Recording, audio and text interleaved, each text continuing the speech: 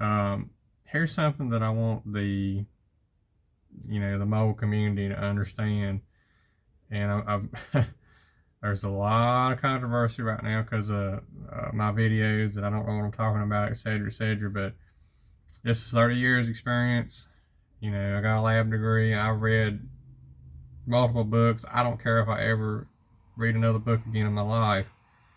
Uh, been called an idiot and everything else, but that doesn't bother me because I know what I'm doing is working, and I know that I'm improving, and I didn't have to significantly change my environment like a lot of other people that still, as soon as you take them out of that good environment, put them in that bad environment, they're deathly sick again.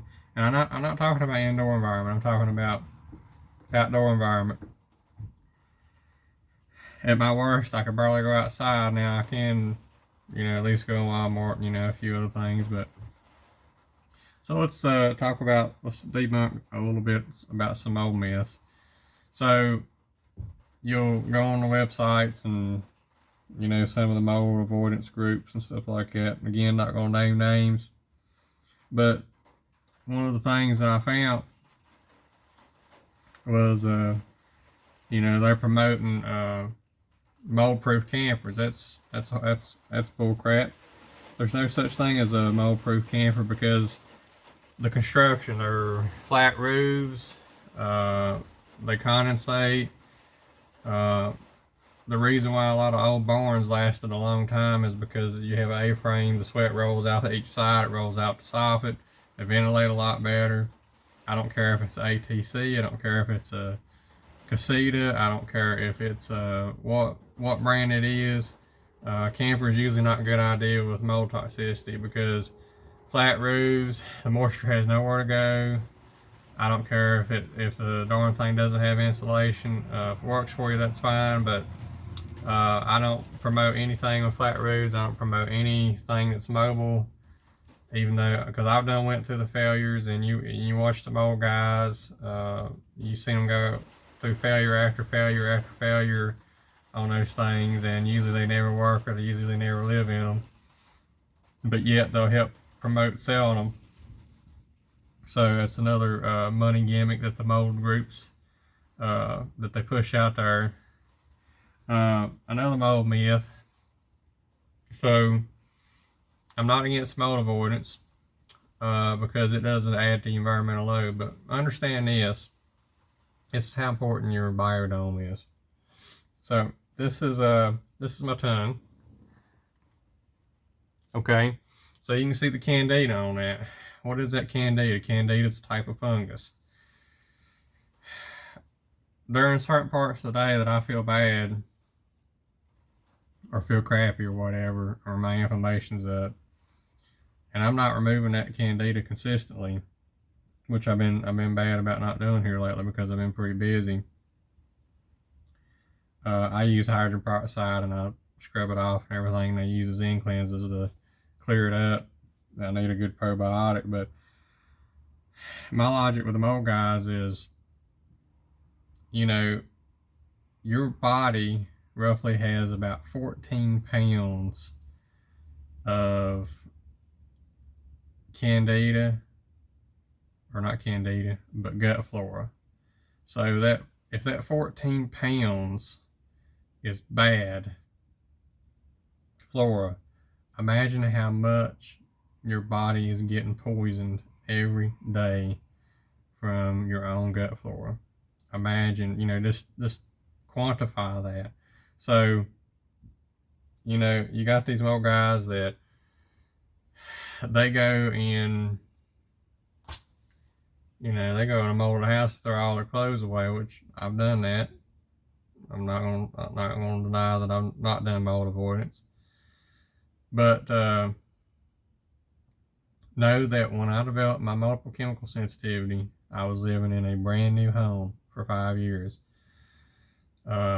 Actually, it was about 4.5 years when my MCS started.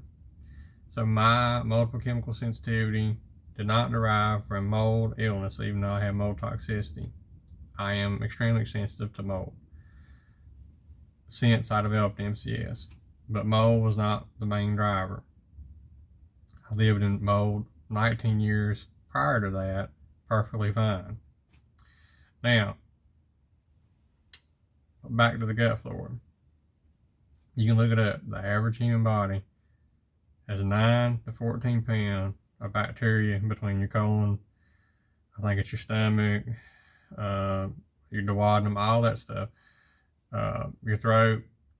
So if all that, if over the years you've eaten crap and, you know, processed stuff and you've not supported your biodome,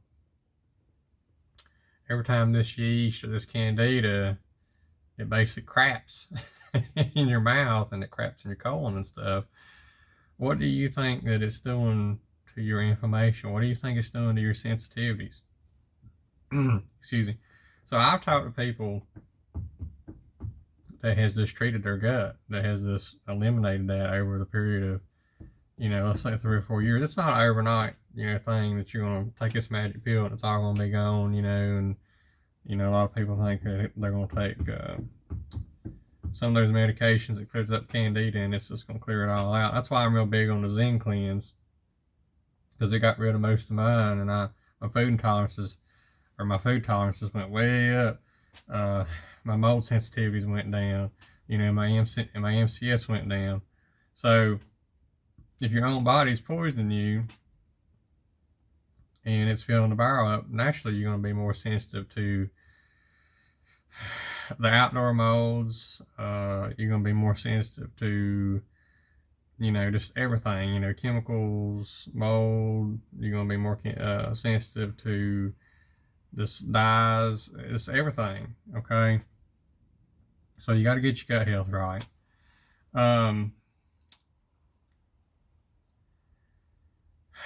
It's getting to be a long video, so I might make it into multiple videos. There was something else that I wanted to talk about. When the mold guys say the outdoor molds don't matter.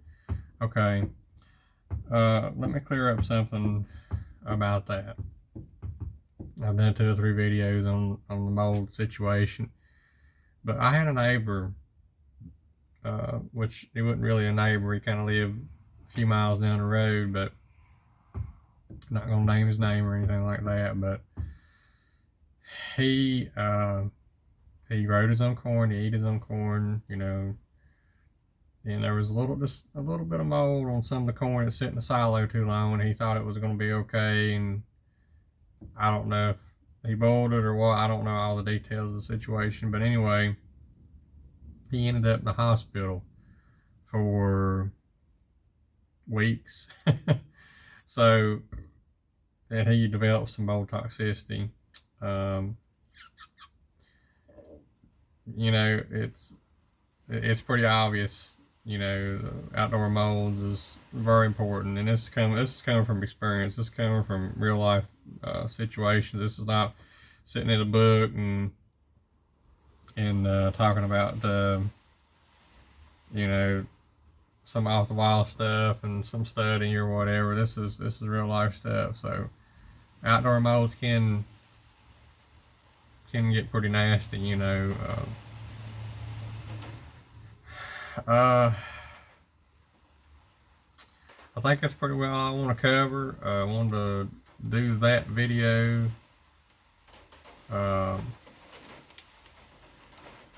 You know, there's 2 different categories. There's real healing and there's false healing.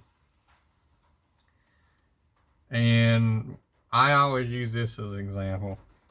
False healing with MCS or mold toxicity is they completely get out of it and they're like, okay, I feel good, I feel fine, you know, I feel better. Okay, you took that load off your body and actually you feel better. And I'm not, like I said, not against mold avoidance, but is that true healing? You know, did you increase your tolerance? What are you going to do when you have to be exposed, or that, you know, your house is not going to stay mold free forever? And I always use the analogy as a broke leg. If you have a broke leg and, you know, say the broke leg is your mold toxicity, and you just stay off the broke leg, well, it feels better. Like, okay, I'm better. But the actual broke leg is not better. If you're not treating the underlying things, that's causing the problems, like underlying Lyme or co-infection, staph, strep, chemical exposure, heavy metal poisoning, if you're not treating those things, it'll feel fine as long as you're avoiding. However, here's what I debunk about some of the mold groups is when they say that I'm better, I always ask them, okay, if you went back to a non-favorable environment, how long would it be before you go downhill? And that's when they go off. They get very upset and they get very mad because they know exactly what I'm talking about.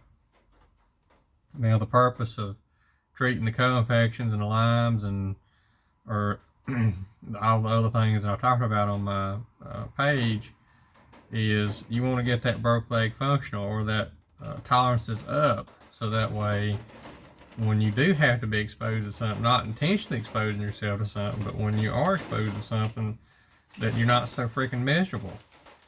So that's the thing, is true healing versus false healing is two different things. Is the mold avoidance works as long as you're avoiding, but are you actually treating? It's when you're at the very bottom, you do need to do avoidance, but there's a point where you need to step out of that bubble, and what I call true healing is when you can visit a moldy friend's house for an hour and you don't pay for it for a month or a week or whatever it may be. But so the point of that broke leg is, yeah, it may never be the same. It may never feel right. But an exposure is being put in weight on it. I'm just using this as an analogy. But the purpose is to get it back functional, to get it back useful. So that pretty well wraps up the video. That's all I want to talk about for today. It is 30 degrees, windy. It is pouring down rain, as you probably can hear, hanging out in the van for a little while. And I am going to get out of here and get some groceries. So y'all have a good one.